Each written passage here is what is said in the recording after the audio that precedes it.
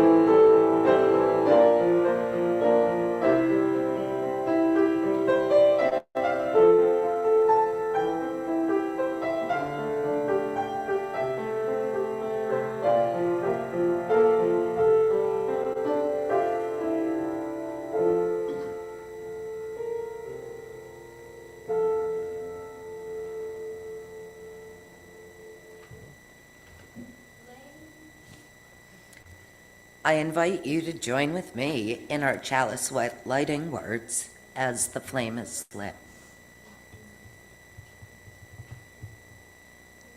We gather this hour as people of faith with joys and sorrows, gifts and needs.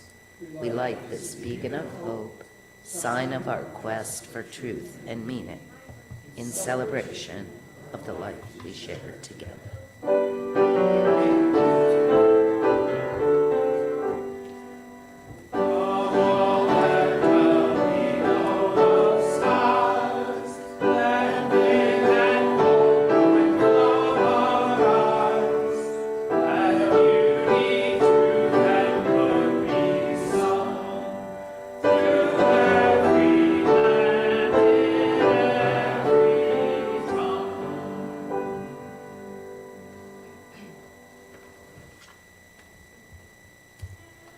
Good morning.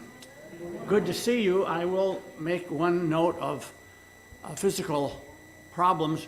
I have had cataract surgery, and in between glasses, have not gotten my new glasses, so if I look at you, it's because I see you only fuzzily and not face to face. So I'm using what my ophthalmologist calls the cheaters to read, so I hope I'll be able to read you and my text at the same time. Opening words this morning are from one of my favorite poets, Maya Angelou. These are the words she spoke at the inauguration of Bill Clinton as president, January 20, 1993. How many of you can remember that day? Oh, well, okay. Anyway, very simple, very powerful words. Here on the pulse of this new day, you may have the grace to look up and out and into your sister's eyes, into your brother's face, your country, and say simply, very simply, with hope, good morning.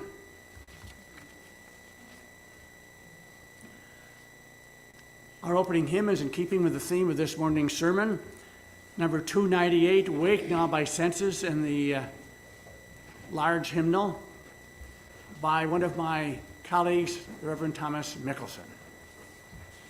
Number 298.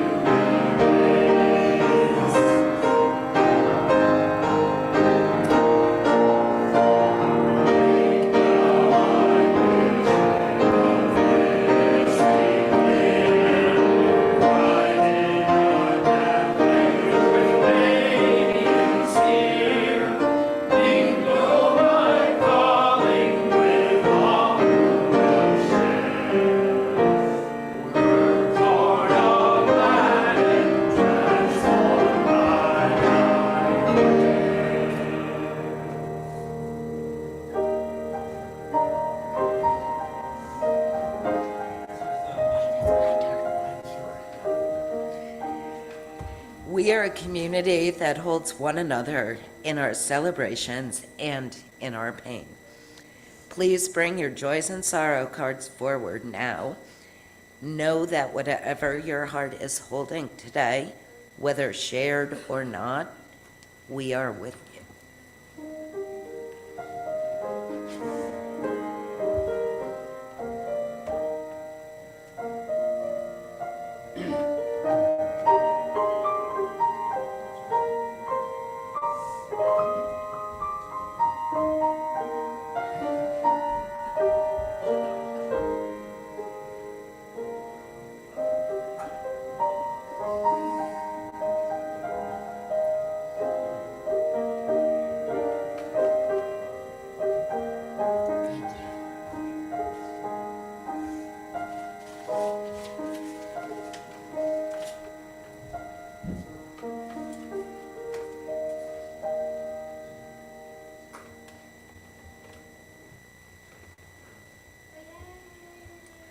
I do have a story this morning, so if the younger generation would like to come up or simply stay in place, it's up to them. They're quite busy right now. But I will allow you old timers. Okay, sure, come on up.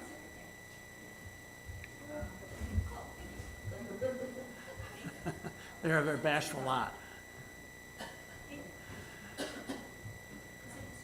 The names in this story will be familiar to at least one of you, Maureen, maybe some others too, I'm not sure. I'll be using the names of my sons in this story, although the circumstances have changed, but just to help keep my memory intact. This is a story from the Jewish tradition about why a certain religious community was placed where it was. Once upon a time, there were two farmers, two brothers, Matthew and Douglas. Matthew lived alone in a small farmhouse. Douglas lived with his children and his wife in another farmhouse, a much larger farmhouse, but they farmed together.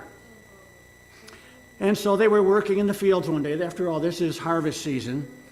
They were working in the fields one day, and Matthew got home and said, you know, we divided the harvest, the wheat, and the potatoes, and all the rest. We divided them evenly. But that's not really fair because my brother has children, a wife, and children to feed. And at the same time, Douglas went home to his wife and children and had supper. And he thought, well, you know, it's not fair that we divide all the harvest evenly because I have a wife and children to help me and Matthew doesn't have anybody to help him. So late that night, Matthew gathered up quite a few bushels of grain, quietly put it on his back, walked over to Douglas's house and put it in Douglas's barn. Douglas, meanwhile, got up and said, gee whiz. The next morning he said, I thought we had divided this evenly, but apparently not, because I have more grain than my brother does. I know what I'll do.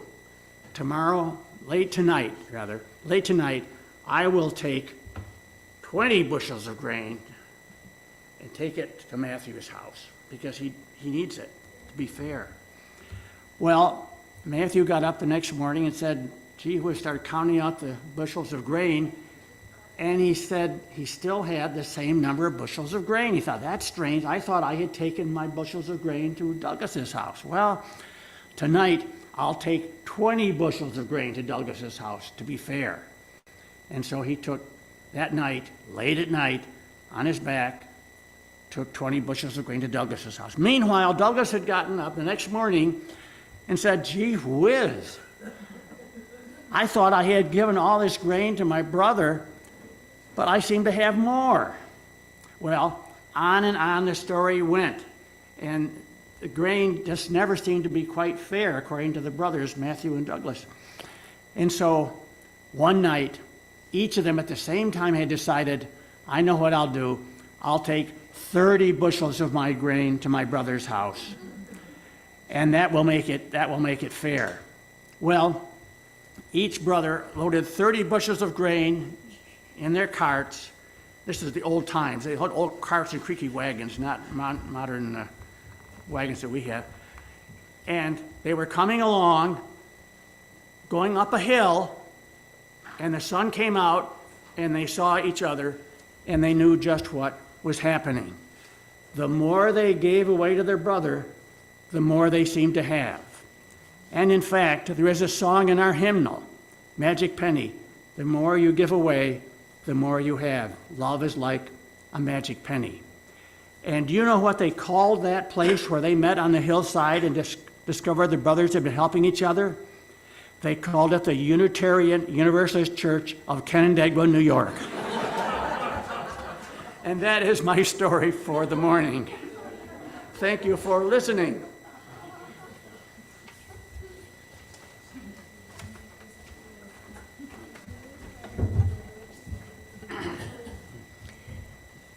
Now is the time in our service to join together in the spiritual practice of generosity. Our gifts of both time and money support our church and its work.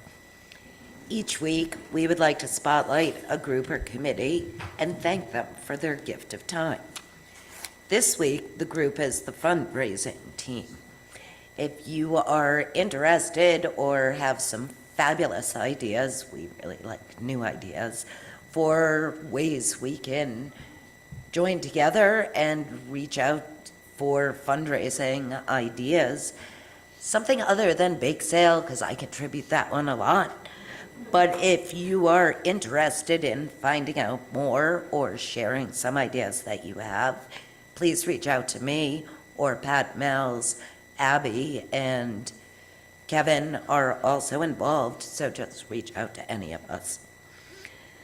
1/4 of our plate collection for the harvest season goes to Friends of Ganondagan, who support this National Historic Landmark and the only New York State historic site dedicated to a Native American theme. The culture, art, agriculture, and government of the Seneca people influenced our modern understanding of equality, democratic government, women's rights, ecology, and natural foods.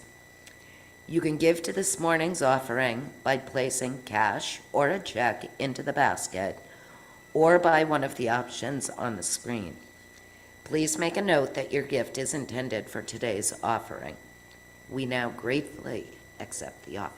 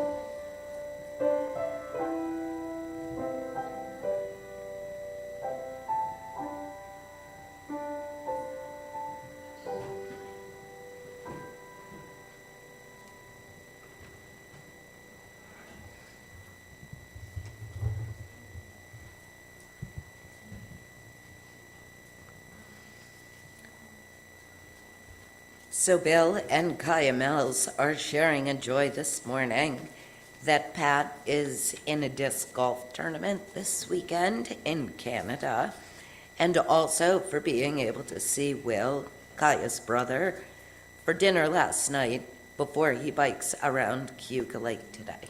I hope the weather holds. Thinking about children's challenges today, Teresa would like to share that her uncle is battling liver failure and pancreatic cancer at the same time, and hoping we can hold his young family in our hearts. And an anonymous person who could really be any of us who is so happy to be here with family today. I'll now place a stone for these and all the joys and sorrows that are left in the silence of our hearts. Whatever is in your heart today, we are with you.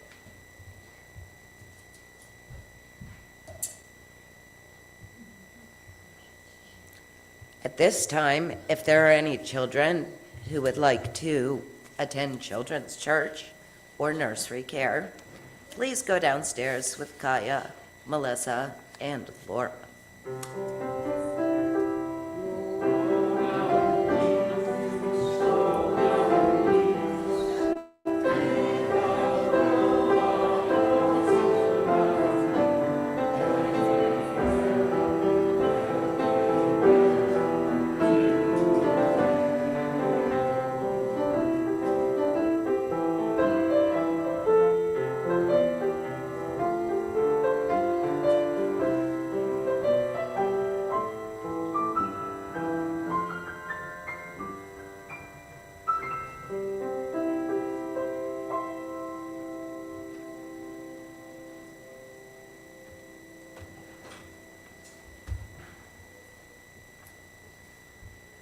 Before my spoken meditation this morning, I would like to share with you two brief readings from people I have met in one way or another, and you have met them in some way or other yourselves.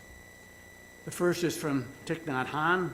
I had the distinction of having dinner with Nhat Hanh in Ithaca many years ago during the height of the Vietnam War, when a member of my congregation that I served then in Ithaca, George Kayan, head of Southeast Asia Studies Department, asked me one day, would you like to have dinner with Thich Nhat Hanh? Well, yes. I don't care what you're serving. I would love to. And we had a wonderful dinner and an extremely impressive human being. So from Thich Nhat Hanh, you must be completely awake. You must be completely awake in the present to enjoy the tea. Only in the awareness of the present can your hands feel the warmth of the cup. Only in the present can you savor the aroma, taste the sweetness, appreciate the delicacy. If you are ruminating about the past or worrying about the future, you will completely miss the experience of enjoying the cup of tea. You will look down at the cup and the tea will be gone. Life is like that. If you are not fully present, you will look around and it will be gone. You will have missed the feel, the aroma, the delicacy and beauty of life. It will seem to be speeding past you. The past is finished. Learn from it and let it go. The future is not even here yet. Plan for it, but do not waste your time worrying about it. Worrying is worthless. When you stop ruminating about what has already happened, when you stop worrying about what might ever happen, then you will be in the present moment. Then you will begin to experience joy in life. My other reading is from Martin Luther King Jr. I met Martin Luther King Jr. when I went to Selma in 1965. We didn't exchange any words. He was heading to the pulpit. I was behind the pulpit at Brown's Chapel in Selma, Alabama. He brushed by me, and that was our one meeting. I did meet him again at the March on Washington in '63, and at a General Assembly later in Miami, Florida. So those are our meetings, but I feel as if I know him as you do as well. These are excerpts from the commencement speech at Morehouse College in Atlanta, June 2nd, 1959. There can be no gainsaying the fact that we are experiencing today one of the great revolutions that the world has ever known. Indeed, there have been other revolutions, but they have been local and isolated. The distinctive feature of the present revolution is that it is worldwide. It is shaking the foundations of the East and West. It has engulfed every continent of the world. You can hear its deep rumbling from the lowest village street to the highest intellectual ivory tower. Every segment of society is being swept into its mainstream. The greatest challenge facing every member of the graduating class is to remain awake, alert, and creative through this great revolution. There is nothing more tragic than to sleep through a revolution. Now I invite you to get comfortable in your chairs. Take a deep breath. It's been a hectic week in many, many ways. Focus yourselves on your breathing, and please join with me in the spirit of meditation.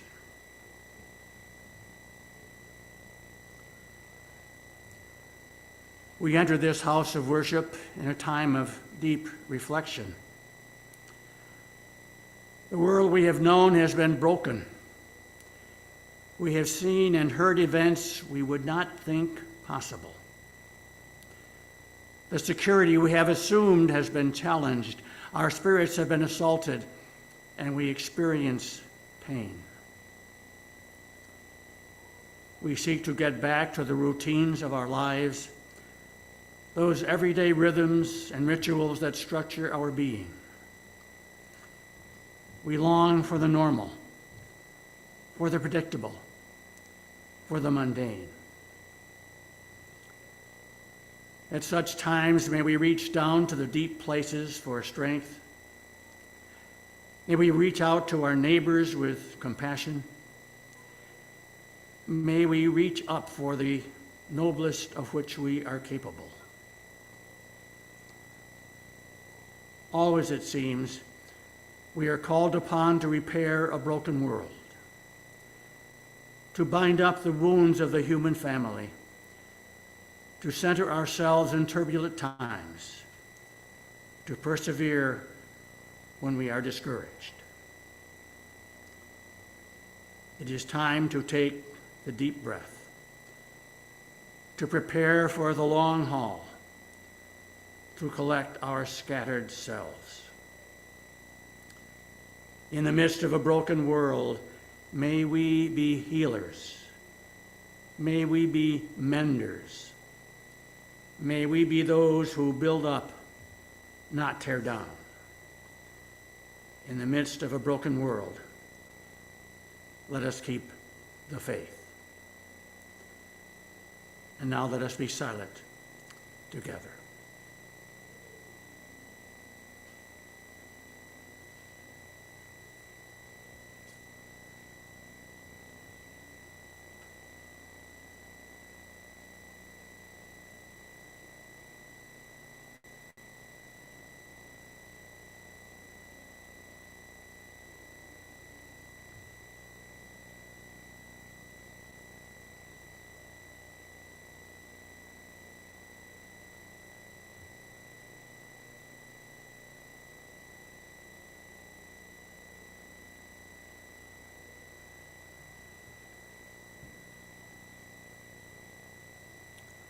Amen.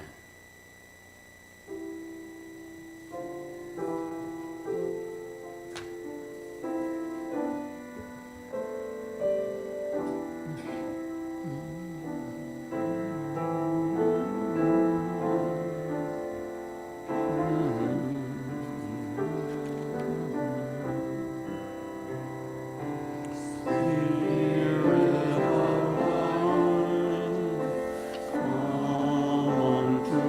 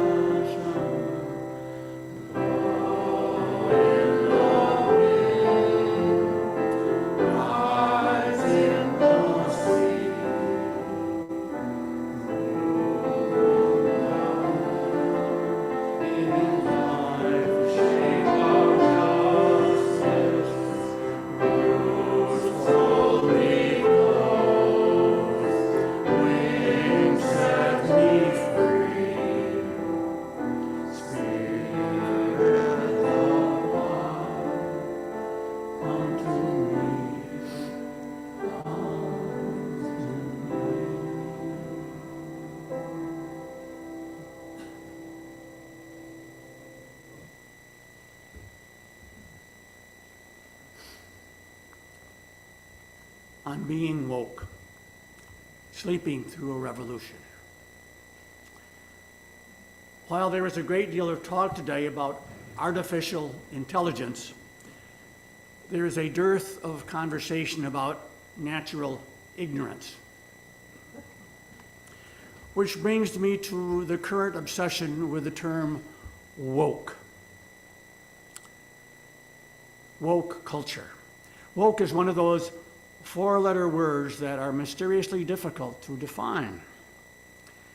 Donald Trump once said that woke is a word for losers, and everything they touch turns to another four-letter word I dare not utter from this pulpit. The 4 times indicted former president ought to be very careful here.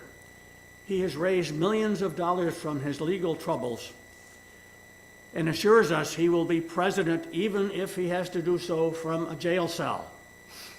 I am so relieved. One wonders who here is the loser.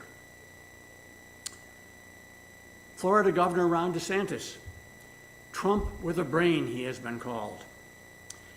He has bragged that Florida is where woke goes to die. So woke is rampant in today's political rhetoric. So what exactly is woke? A little history lesson here. In 1938, the Black American folk singer Huddie Ledbetter, also Leadbelly, urged his fans to stay woke. Why? That was in response to the story of 9 black teenagers accused of raping a white woman, of 2 white women in Scottsboro, Alabama. He warned black people to be a little careful, best stay woke, keep their eyes open. It is not hard to feel the reverberations of those words in our world today as black parents have that conversation with their children, with their black sons and daughters.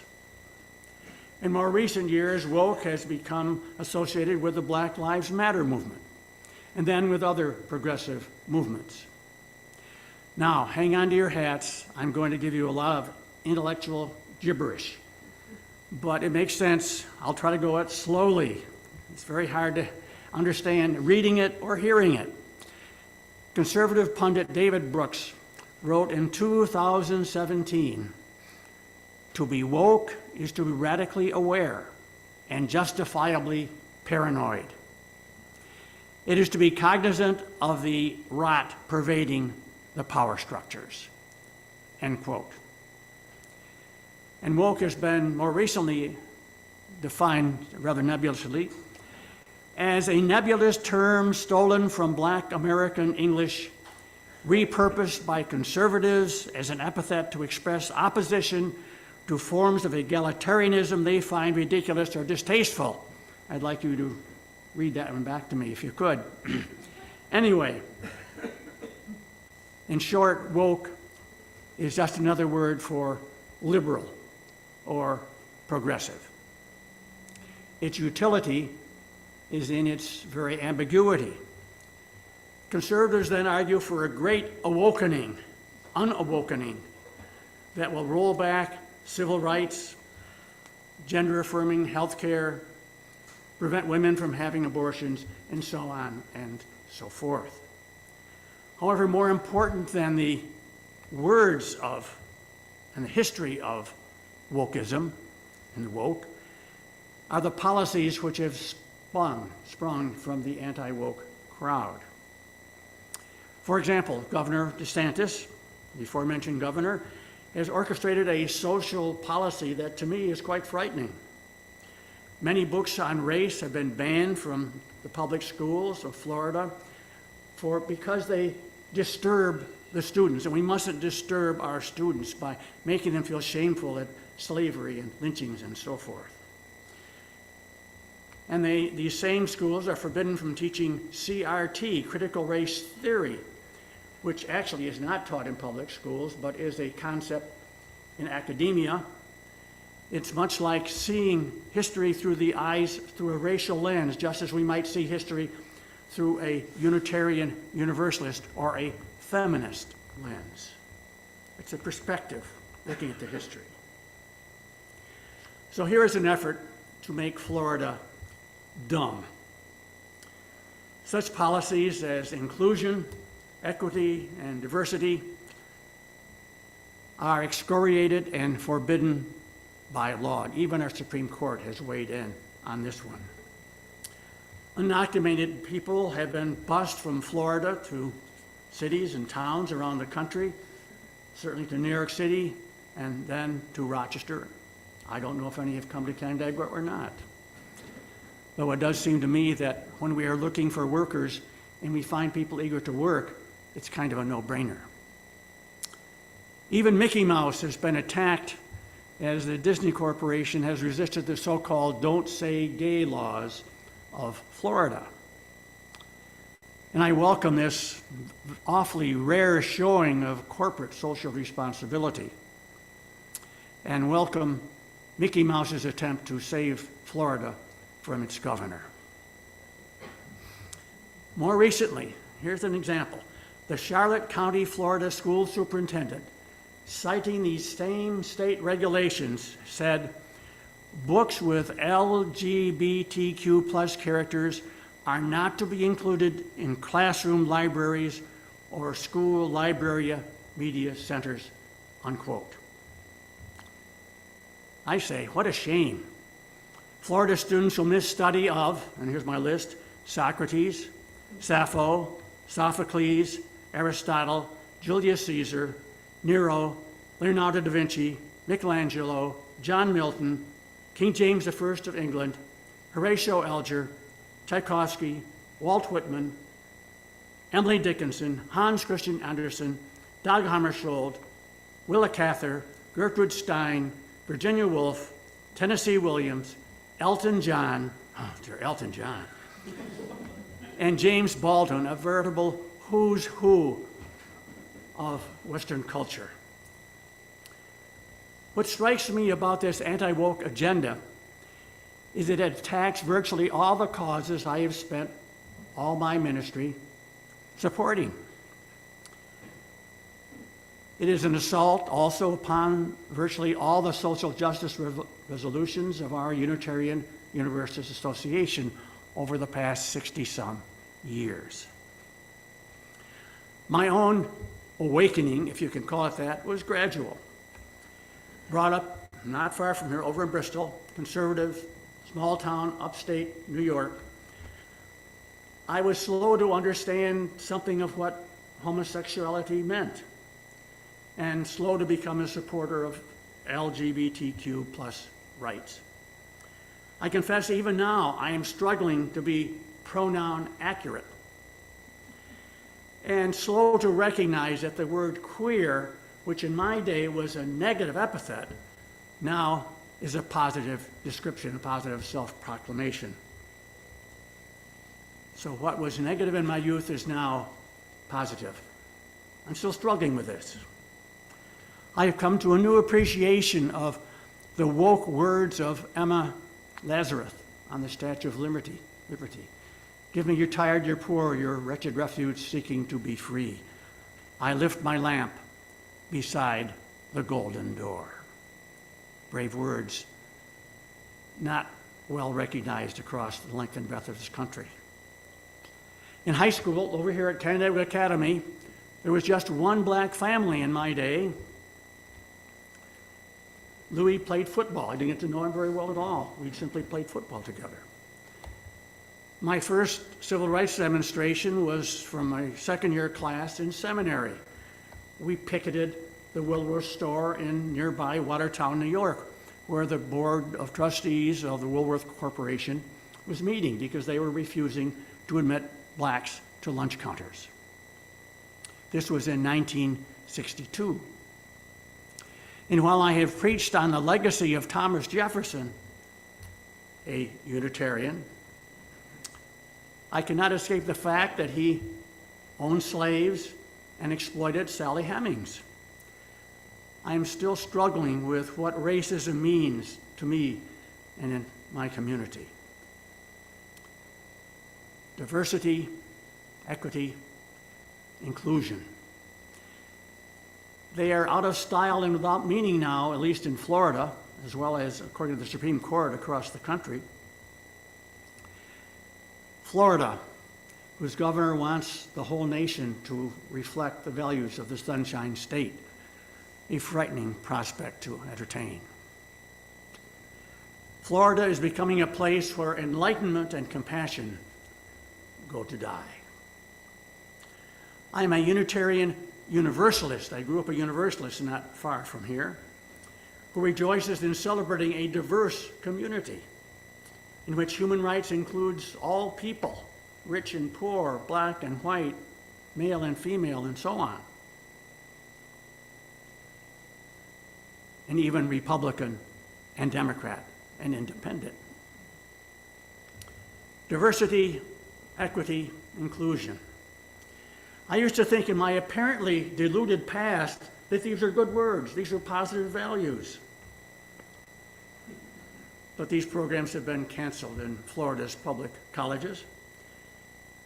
And yet at the same time, I'm a football fan, I admit it, I wonder about preferences given not on the basis of race, but on the basis of football ability, musical ability, or the mere fact of legacy, that one's children have been attending this college and therefore they should have special permission to enter. And our illustrious Supreme Court, in striking down affirmative action, has concluded that we have not been colorblind, but now we are. All of a sudden, we are colorblind. That is the summary to me of their decision. Diversity, I find, is creative and interesting. I celebrated my 65th college reunion at St. Lawrence University not too long ago, last June. And I remember how stultifyingly white and homogeneous my university was back in, let's see, 1954, 58, and then 3 years of theological school. There wasn't a black or student of color that I could see on the campus. But what to my wondering eyes should appear in 2023, a richly diverse student body of many ethnic backgrounds, races, creeds, colors. And it was just a breath of fresh air, and I thought how far my university has come. Equity, fairness.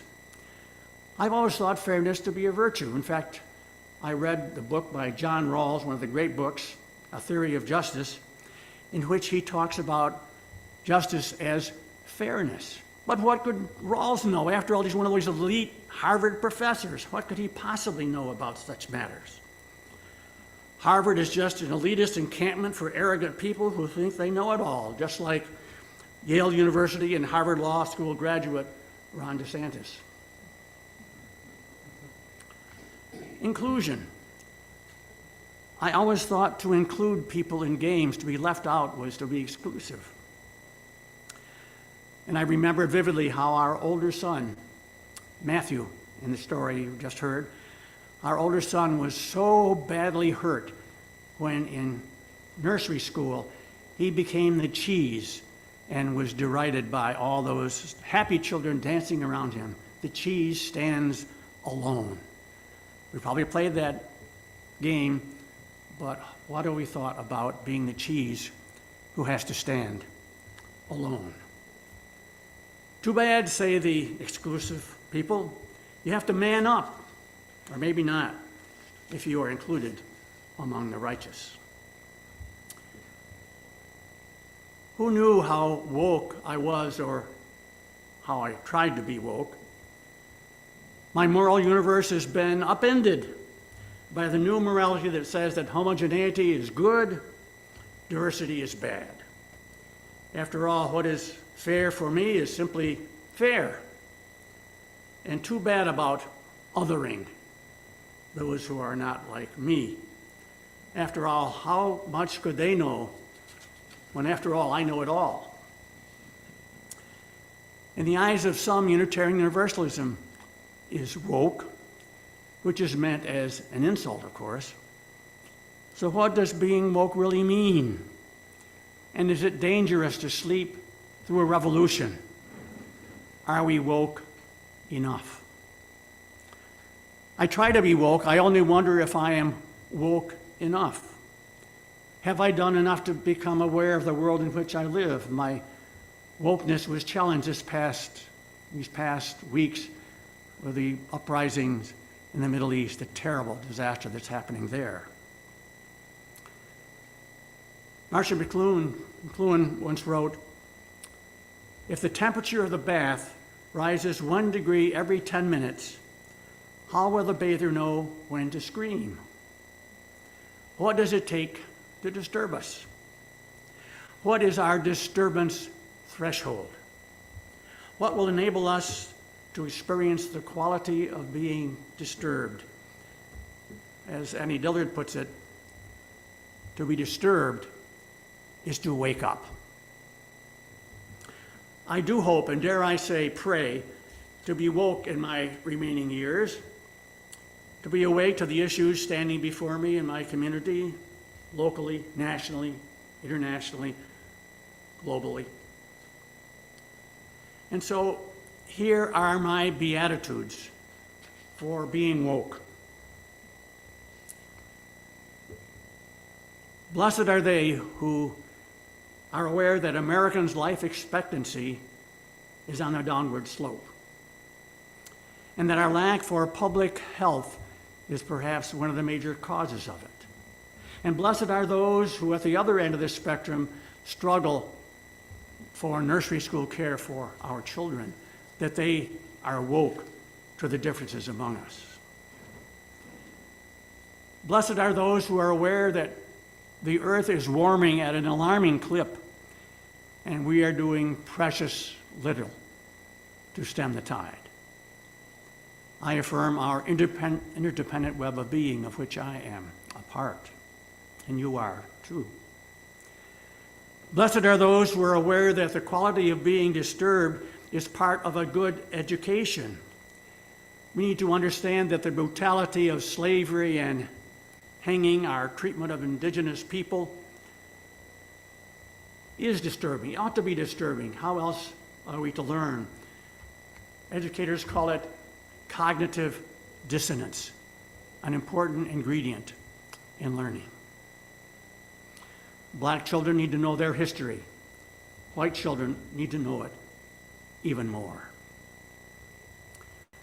Blessed are those who are aware that members of the LGBTQ plus community are human beings like everyone else and deserve to be treated as such. As I said, I think here a few weeks ago, we are all more human than otherwise. Blessed are those who are aware that Ukraine is fighting for its very life as a democratic nation.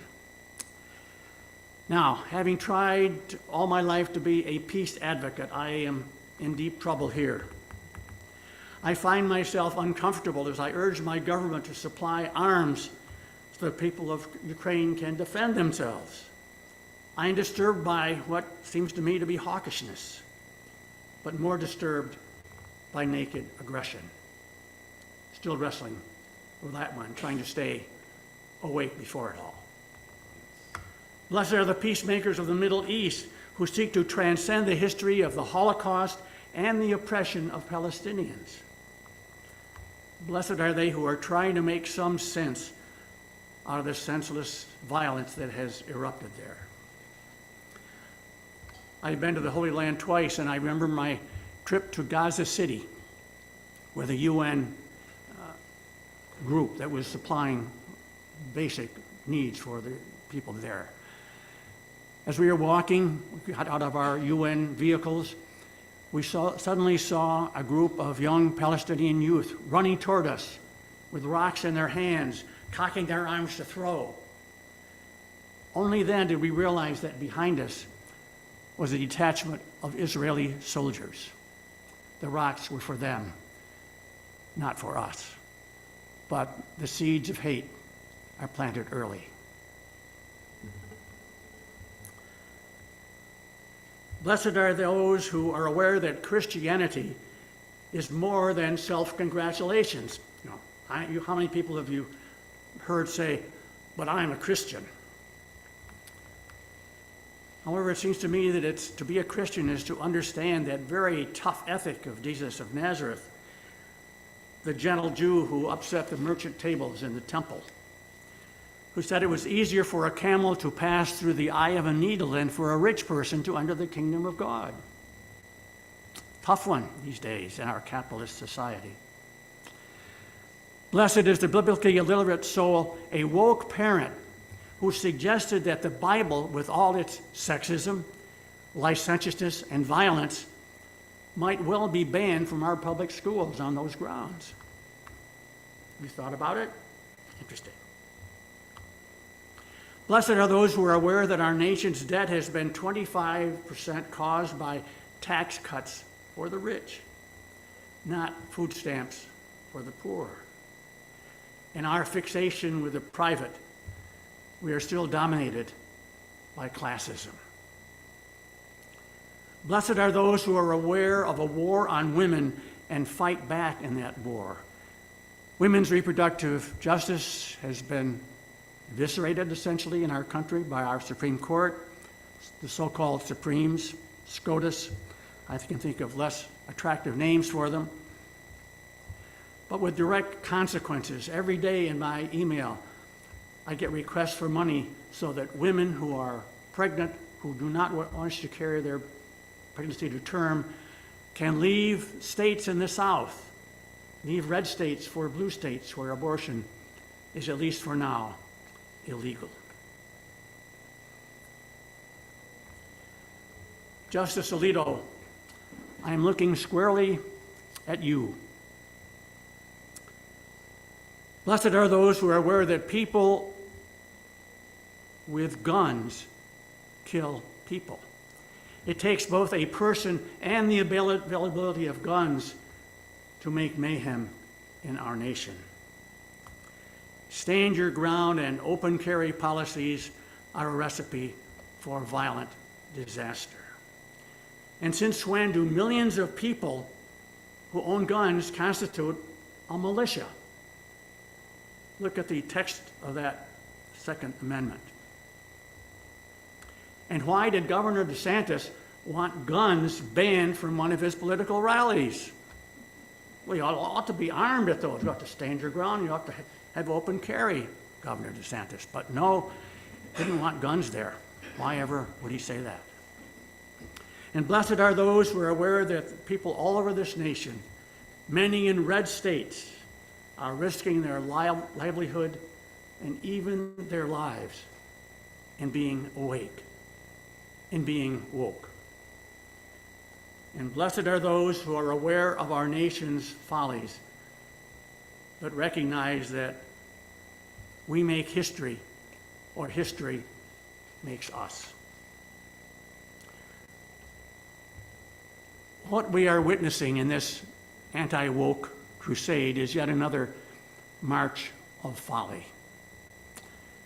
Whether or not this crusade will be successful and will stay in our historical moment is something for us to decide. To be woke is now an insult in many circles. Well, I stand ready to be insulted, and I hope you do as well. In fact, I am proud to be woke and worry that I am not woke enough. And so, like Thich Nhat Hanh, may we awake to the present moment, then we will begin to experience joy in life.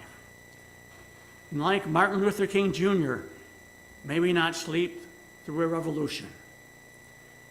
And may be awake to the fact that America is not broken, but simply unfinished. Amen.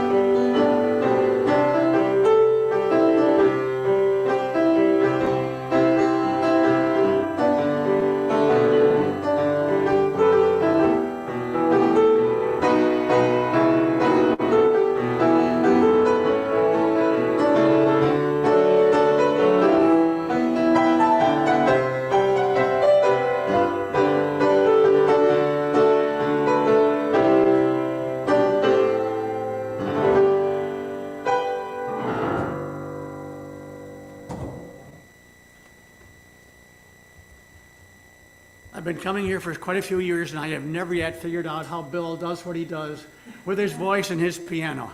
It's just amazing. Piano.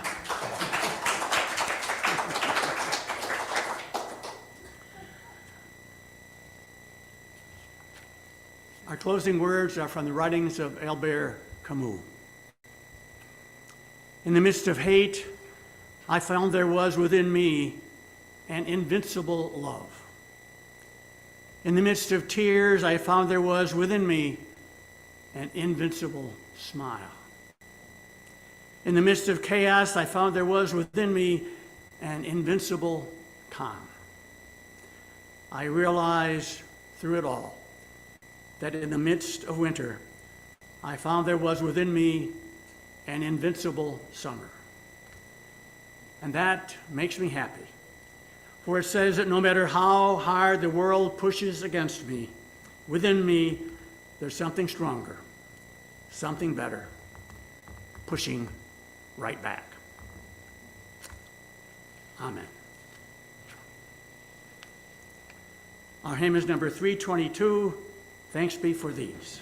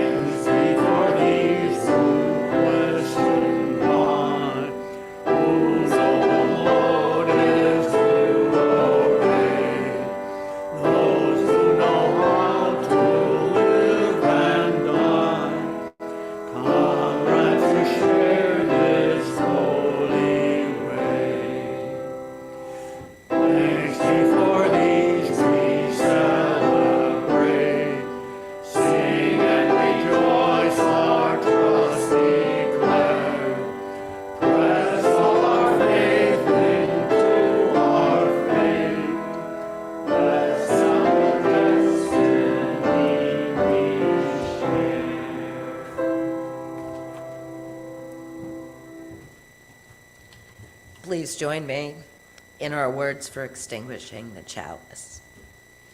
We extinguish this flame, but not the light of truth, the warmth of community, or the fire of commitment. These we carry in our hearts until we are together again.